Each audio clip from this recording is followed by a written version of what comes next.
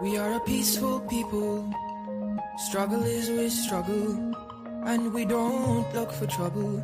Just ask around. But when outside faces from foreign places talk about taking over, we ain't backing down. We ain't giving up no mountains. We ain't giving up no tree. We ain't giving up no river that belongs to we.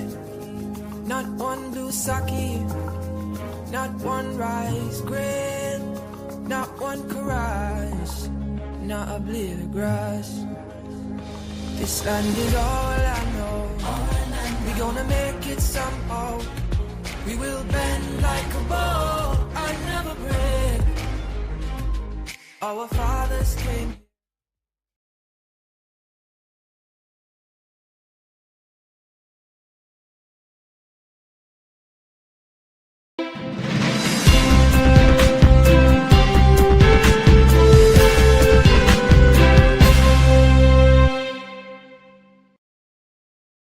And welcome back to Budget in Focus. We're discussing Budget 2025, the PPP's farewell budget, and Ashni Singh's exit act. My name is Mervyn Williams. Thank you for joining us. I am going to be engaging in a very interesting conversation with a very interesting lady, Miss Nima Flue Bess, Member of Parliament and Shadow Minister of Youth, Sports and Culture. Nima, welcome to this conversation, Budget in Focus. Thank you and good afternoon. It's a privilege to be here to have this discussion with you. You turned up the heat in Budget 2025. You address the issues that young people are most interested in. You made the point and cited examples where the People's Progressive Party has virtually abandoned young people, neglected sportsmen and women, treated them harshly, not allowing them to enjoy the benefits of comfort in training, not supporting their training, not supporting their travel, not supporting their dietary needs and you also pointed out that the superintendent over a tragedy where we lost a young man in his prime, in his youth, and paid absolutely no attention to him or his surviving parents and other relatives. How callous this government is. You brought this information to the National Assembly and by extension the country and the world. How do you view young people's interest now in sport, particularly in sport, having regard to this kind of treatment? Is there a sense of despair that you sense among young people? Yes, it is. When Joel died, he died in July. That's across the road here. Right at the Aquatic Center. Yeah. Now, we have been taking children to the Aquatic Center for years to take part in swimming. So I am very much familiar with the environment of the Aquatic Center and the layout. When Joel died, you saw all kinds of things popping up in the media, but springboard and all these things. And then I did my own investigation because Joel was 14. Joel lived in a state facility, the boys' home or in Sophia. Joel is a child that I would have probably encountered as a teacher because when you go around to visit schools for sports. And it's from what I know, it's a very quiet child. He lost his life. From the time this incident occurred, it was all a big cover-up with one report saying that the child fell in, he hit his head on the springboard, and you start hearing all kinds of things. The question is asked, where was the ambulance? Any learn to swim program, the name alone tells you, learn to swim.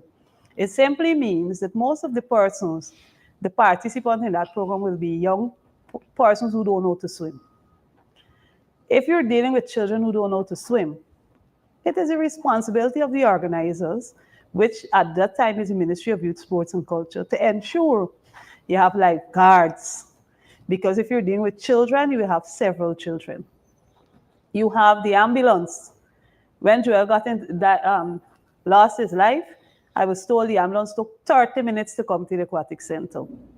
Was he pronounced dead there or the hospital? Well, of course, they're going to pronounce him dead at the hospital. But Joel had nobody to speak up for him. Had it been someone else's child who was around, it would have been a different story.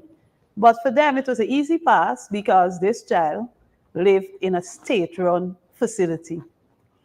And when Joel was buried, it was all a big secrecy. I wanted to attend the funeral. Other teachers wanted to attend the funeral. Persons who would have known Joel would have liked to attend the funeral, his ongoing service, and pay respect. We were not given that opportunity. Everything was a secrecy, the burial was done, and you realize nothing else is being said about the matter. And that is unacceptable. This should also serve as a wake-up call to parents. When the ministry or whoever is organizing any form of competition, training, program, whatever, visit, be involved, be informed, be up to date about information about the program. I've encountered several programs run by the Ministry of Youth, Sports and Culture and other ministries where they don't have competent resource persons running the program. The children's safety is not of paramount importance, and all kinds of things happen to our children. So it is really mind-boggling, disturbing, distracting to know that you are supposed to be protecting the interests of children. You're supposed to be protecting the interests of youths. And you're running a program and you don't have the basic protection mechanism in place and safety mechanism in place for those participants. You know, one of the things when Joel lost his life, and I recall when we had a story with the minister abusing the young lady, I recall the number of calls, the number of conversations I would have had with indigenous girls. That's one of the things that irritates me when they come to the house to speak, the government side, about the abuse they're faced with from these ministers and people visiting their communities with little respect for them. That also speaks volume, yet they're going to the House of Parliament and speak as though they actually care. They don't. Their actions tell you that they don't care about the youths, nor they don't care about the children. Well, it's interesting that the female members of Parliament and the government side have had nothing to say about the issue you refer to with the allegations against a sitting minister and as they relate to sexual conduct with a child under 16 and all that. Notwithstanding the fact that it was a matter that engaged the attention of the police and just disappeared. Yeah. But I want to shift our focus a little bit to sport in a different sense. Here's a budget. This budget has a voted sum, the majority of which you pointed out is directed to infrastructural works. Yeah. Very little for administration, very little for support, if any, of athletes and so on. Now, Guyana has had the good fortune of having a single medalist at the Olympic Games, right? Now, Paris medal, he got a gold medal decades ago. And since then, Guyana has not managed to hit the medals at the Olympics. We had a paucity of resources. There were other priorities. Education was a priority. Healthcare was a priority, among others.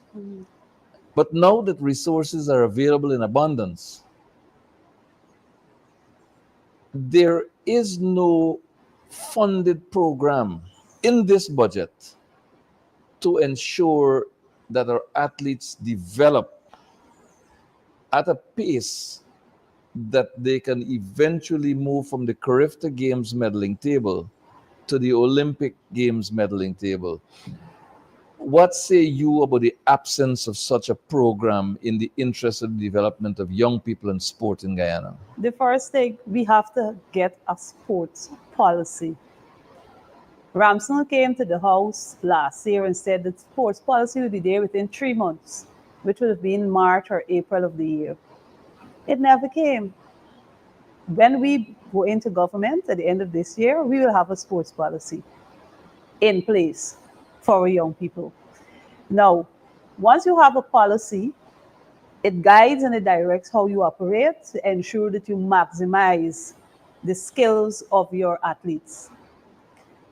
First of all, you must have proper facilities. You must have exchange programs for your athletes that they can visit other countries and do, compete in whatever sports. It doesn't necessarily have to be a competitive situation. It can be a friendly visit where you go because you know that we don't have some of our facilities in reach international standards in terms of the layout and all of that. I'm not sure that any do. Well, I'm saying, I guess none of them, other than the stadium for cricket, and now we have the 400-meter track. But besides that, we have to ensure that an athlete get the exposure. Because if you get exposure, you get exposed to different facility, different cultures and all that. And a good example would be when the football team was in Dubai. I recall how the footballers were sharing photos of where they were. And when you engage the athletes and they talk about their experiences in Dubai and the facilities that they enjoyed, we have to ensure that we get the kind of facilities and the opportunities for the athletes. Thirdly, we got to invest in their diets. How many of our athletes could really say that they're eating what they're supposed to eat to help them to be successful in the sports? So the athlete should have a dietitian or two that helps to plan their meals so that they can also, that's an area that will add to their success. Fourthly, when we talk about preparing the athletes to move from one level to the other, we have to ensure that they are respected and these facilities are readily available and accessible for them. What we have going on now, we have the cricket stadium at Providence. How much of our players go to Providence to play cricket? That stadium is only used when you got the international competitions. We saw Shamar Joseph from Borbies. He had much practice at the stadium, but that is supposed to be an international facility. We have the Lenora Track Stadium, 400-meter track, that is supposed to be accessible for athletes. But how much athletes can afford to pay transportation costs to travel? Like I gave the example in the budget presentation. An athlete traveling from East Coast is $200 to come to town. $1,200 return. Right, $1,200 return. Yeah. How much athletes could find $1,200 a day? How many people work for $1,200 a day? Then the other thing. But there's a certain level of vindictiveness in the People's Progressive Party approach to sports, as in everything else. Now, that stadium was built out of malice, not out of the promotion of sports or the need to promote sport. The PPP could not get control of the Georgetown Cricket Club ground border, the premier ground in the Caribbean at the time. And so what they did is to construct that stadium and withdraw any kind of support, including the bringing of games and the hosting of games at the GCC ground border. Yeah. So that ground fell into ruin.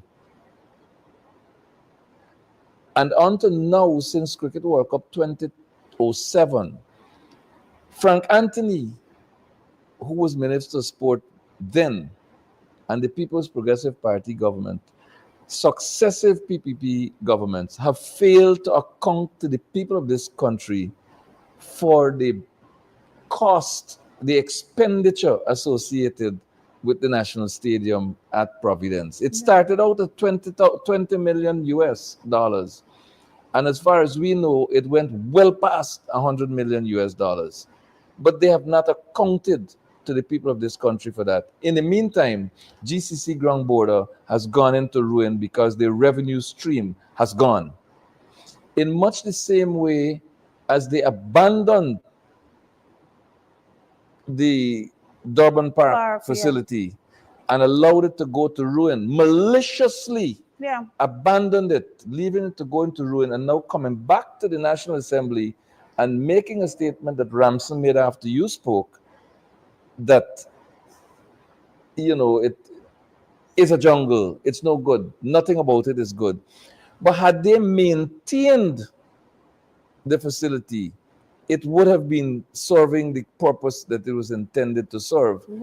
So the malice involved in the allocation of resources has gone beyond the discrimination in Mocha that you have highlighted in another place and in the parliament as well at another time. And it's now into the area of sport. It's following you around. Yes, most definitely. Right. You see the actions. It's like I asked again in the budget.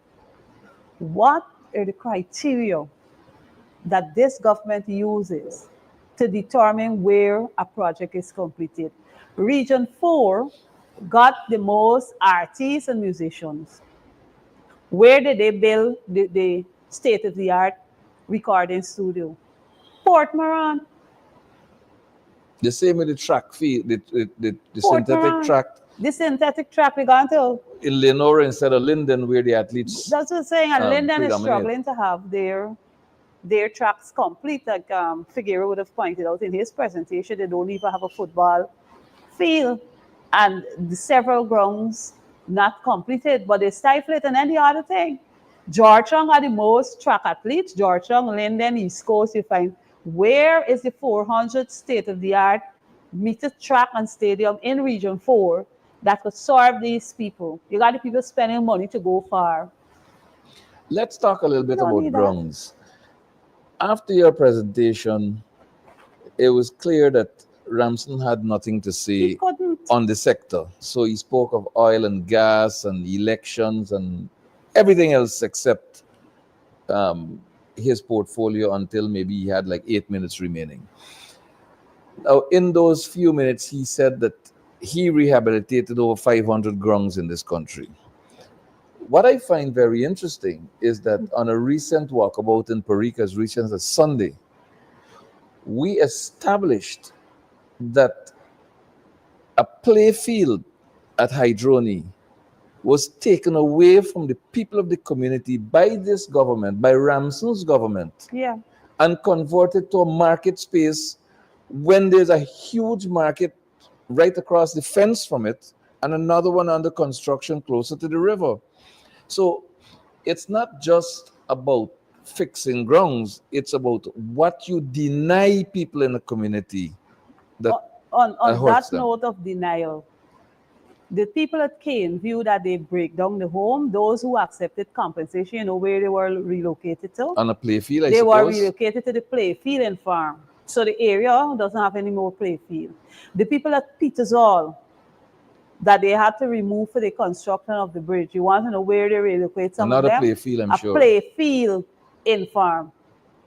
So when you look at it, all the playfields are being occupied. There's a playfield in Covent Garden where a top official in this country has taken it over.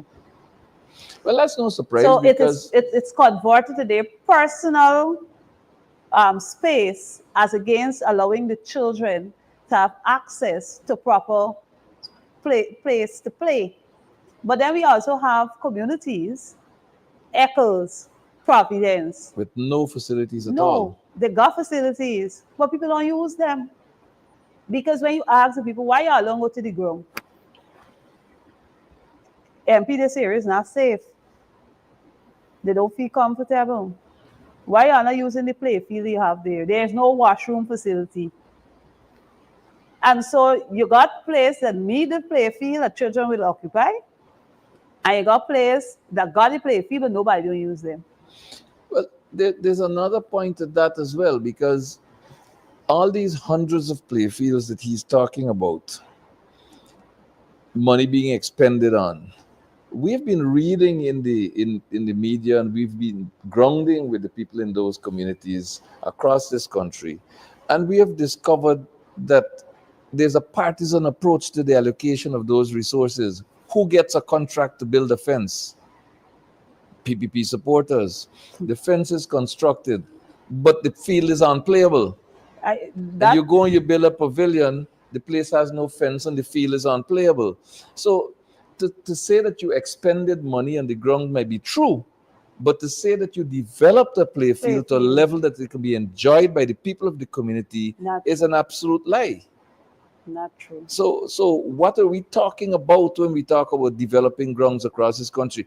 If you go to Region 7, the Mazruni area, and you go to a place like Parima, where community effort has resulted in the best ground to play football on, Camarang and all these places, fantastic facilities without the help of government. And that is true, because I was spoken to someone from Peruni, and they sent me some photos of Parima.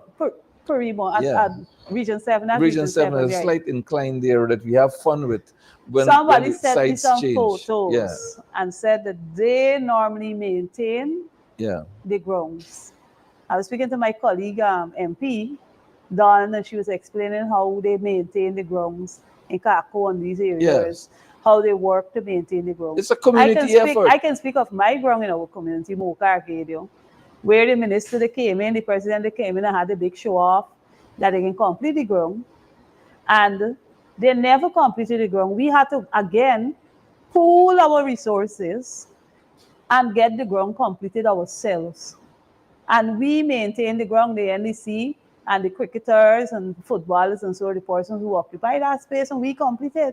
But they would want to shout that they have completed the ground. They never completed anything. None of the grounds are completed. All that Ramson spoke of, and I pointed out in my budget presentation. He came to the House, he said in his explanatory note in 2024 that they will do 251 grounds. And so he collected $1 billion.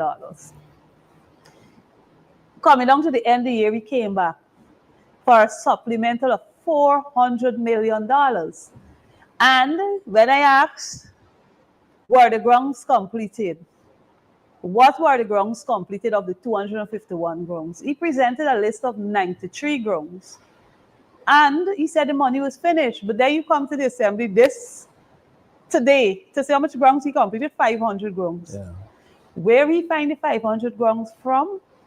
What type of completed work was done on these grounds? Well, we know that. The only thing was completed was the money. Of course. Now, Nima, it is clear from your presentation and this conversation that athletes are not being taken care of, facilities for sports not being taken care of, the cultural issues are not being addressed. We haven't heard anything about Mashramani, and we are almost in February. So many different opportunities arise for us to invest in our young people and to present them to the world as capable and as proficient athletes. And we have gone past those opportunities as though they don't exist.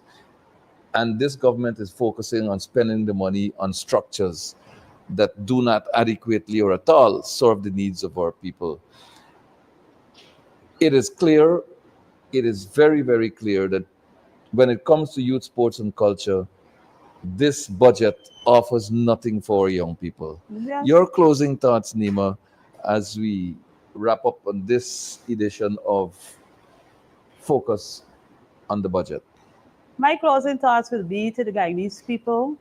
You have to pay attention. Don't expect nothing special from Budget 2025. it will be the same old way that they've carried on, but people have to work together, unite together to get things done. And at the end of this year, vote the PPPC out of office. You do not care about our people. Nima Flue, Bess, Member of Parliament, Shadow Minister of Youth, Sports and Culture. This has been another edition of Budget in Focus. We'll be back